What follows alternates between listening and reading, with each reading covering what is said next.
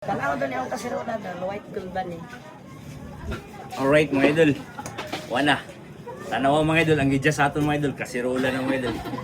Pero abinin nyo mga idol, curious kay si idol kay ano, may tatak siya mga idol. Nanong tatak niya? Tara.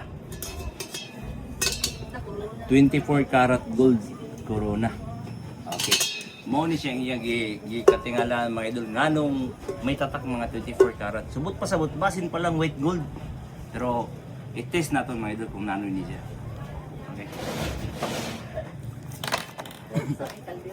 Dol, ingon na niya, sa ingon na nga sistema dol ba? Dol, sa ingon na nga sistema dol ba? Walay weight, walay gold ani dol. Pero sa tinudan ay, i-test lang natin kung nano siya. Okay, tanawa. Mga idol, pag isagid din nato siya mga idol. Puti gid na siya.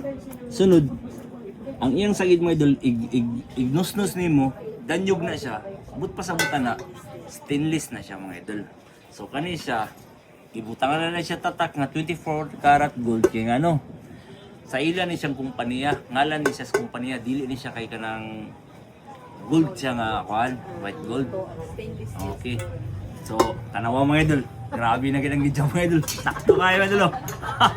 Alright. So, may araw ba? Wa kay. Tanong natin.